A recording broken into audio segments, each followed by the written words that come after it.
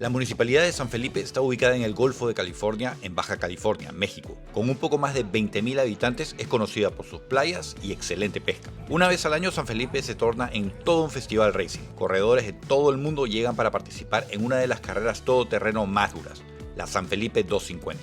Las condiciones son las más difíciles: calor, polvo, piedras, arena, animales y de vez en cuando hasta los mismos espectadores se convierten en parte de la prueba. Ahora, esto no solo es un desafío para las máquinas y ocupantes, sino también para los equipos de apoyo. La San Felipe 250 se lleva a cabo desde 1982, cuando un grupo de entusiastas decidió organizar una competencia en la zona. Lo que comenzó como un modesto evento local ha crecido hasta convertirse en una de las carreras más prestigiosas y emocionantes del calendario off-road. Para este año, la edición 37, se registraron más de 250 competidores divididos en 35 categorías para recorrer oficialmente 285.69 millas o 457.1 kilómetros. Entre las clases, 25 grupos de carros y camionetas, 7 de motos, 2 de ATVs o cuatrimotos y 2 de UTVs. Desde los pequeños equipos familiares hasta los multimillonarios de las marcas oficiales se preparan durante todo el año para esta carrera. Pero antes de ver cómo trabaja uno de los grandes equipos, tenemos que llegar hasta ahí. Tuve que tomar un avión desde Miami hasta Arizona, en un vuelo de 5 horas. Después, otro de 1 hora desde Phoenix hasta Tijuana, una de las ciudades fronterizas entre México y Estados Unidos. Ya en el aeropuerto de Tijuana, me monté en una de las camionetas que te llevan hasta el lugar de alquiler de carros. Ahí me encontré con mi amigo Zach para empezar a manejar 220 millas o 353 kilómetros, 4 horas y media más o menos, primero hacia el este y luego hacia el sur. Además de disfrutar de los paisajes y buenas condiciones de la pista, no hay mucho tráfico. Veníamos un poco apurados, así que aproveché en una de las paradas para recargar la gasolina para almorzar un pan dulce o una de esas conchas clásicas mexicanas. Ya en San Felipe tuve oportunidad de conocer al equipo y ver de cerca los carros con los que competirán, los Gen 2 RZR Pro R Factory. Para su desarrollo, Polaris utiliza como base el RZR Pro R de serie. Estos vehículos no son los que puedes comprar en el dealer o en el concesionario. Estos han sido modificados seriamente. Están basados en el RZR Pro R, sí, y lo vemos a través de la suspensión. La barra baja, robusta, que habíamos tenido oportunidad de verlo en el vehículo de serie, la mantienen. La barra superior es así, ha sido cambiada.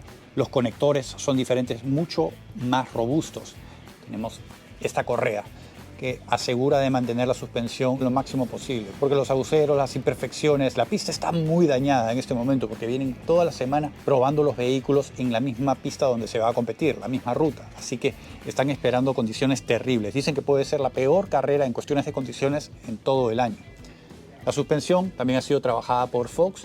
Sin embargo, en esta época la suspensión deja de ser tan analógica como antes, ahora están utilizando mucho más de la electrónica. Y estos algoritmos son desarrollados por el mismo Polaris y no lo comparten con nadie, ni siquiera con Fox, porque Fox también le desarrolla la suspensión a otros competidores directos. Así que no quieren tomar el riesgo de que se enteren de estas tecnologías que están utilizando para competir. Vemos que están utilizando fibra de carbono también para mantenerlo lo más liviano posible. Además, extender un poco más el aire para mejorar el rendimiento aerodinámico en estos carros. El sistema de inducción también lo habíamos visto en el vehículo de serie. Este ha sido modificado ligeramente. Están enfriando tal como lo había hecho el vehículo de serie, pero han conducido los túneles por otros lados. No por una cuestión de desempeño, simplemente para poder alojar el tanque de gasolina, lo tienen ubicado en la parte baja. Entonces han tenido que mover la batería. Ahora está debajo de la consola central, dándole espacio al tanque de gasolina, la célula de gasolina. Tenemos una rueda de repuesto en la parte posterior mucho más extendida. Tenemos también el sistema de ventiladores adicionales. El sistema de refrigeración es importantísimo, obviamente por las altas temperaturas que en el ambiente del desierto, pero sino también por la exigencia que se le da al vehículo durante muchas horas. Vemos diferentes repuestos ubicados en la carrocería y asegurados. Aquí tenemos uno de los palieres, acá abajo tenemos unos pernos. Estos son parte del sistema de suspensión especialmente desarrollado para este vehículo. Las butacas para mantener a los ocupantes lo más asegurados posibles, así como los arneses. Tenemos el sistema de aire porque la cantidad de polvo necesita tener un sistema de respiración seguro. El sistema de iluminación por si les cae la noche.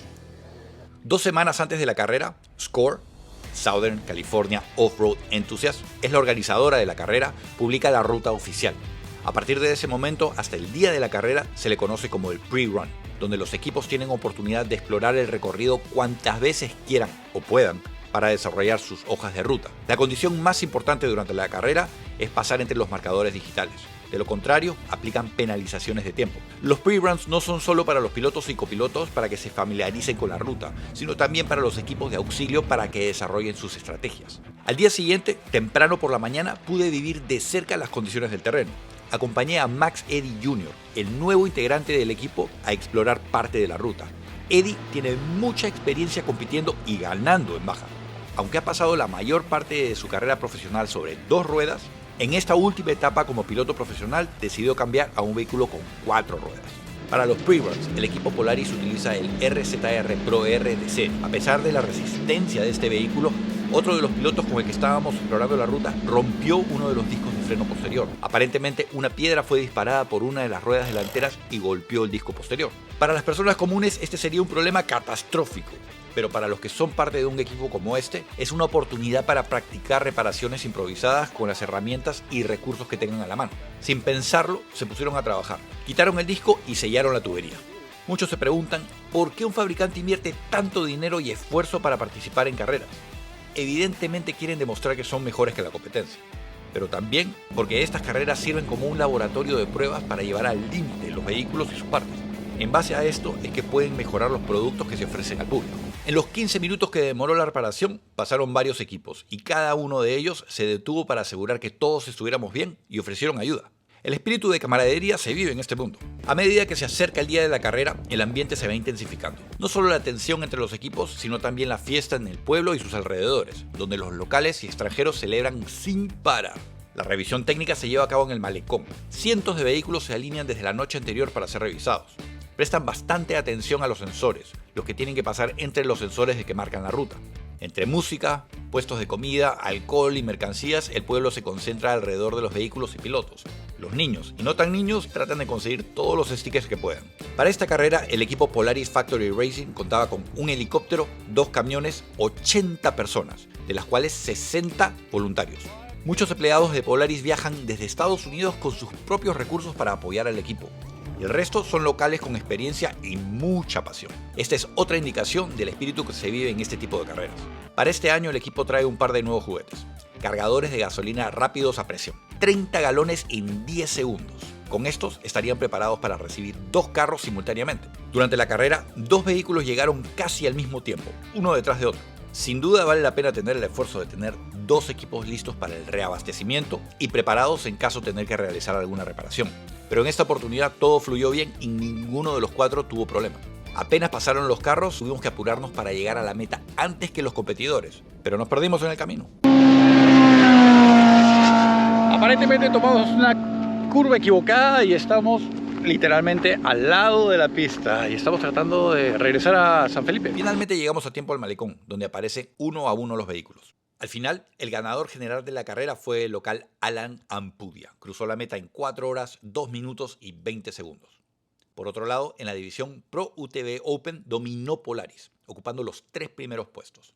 Kaiden McCacken primero, Brock Hager segundo y Max tercero. La San Felipe 250 es la primera de 4 fechas en el calendario para este año. La próxima es la Baja 500 en junio, luego la Baja 400 en septiembre y finalmente, la que sueño correr algún día, la Baja 1000 en noviembre.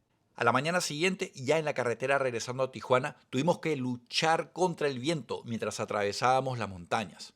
Y en el trayecto pudimos ver que algunos vehículos habían perdido la batalla. Finalmente, la naturaleza nos premió con una serie de arcoíris en la cima. Mientras manejábamos, estuvimos revisando redes sociales y Max publicó una disculpa pública con el equipo y sus seguidores, porque por accidente se había saltado 2 sensores, retrasándolo del tercero hasta el 5º puesto. Solo me puedo imaginar su frustración. Pero como se dice por ahí, los campeones no son solo los que ganan, sino los que se recuperan de los peores momentos, aprovechándolos para aprender, mejorar y motivarlos. No solo me recordó de la belleza del desierto, sino también de su poder, la inevitable e irresistible dualidad que atrae a los equipos y a sus aficionados.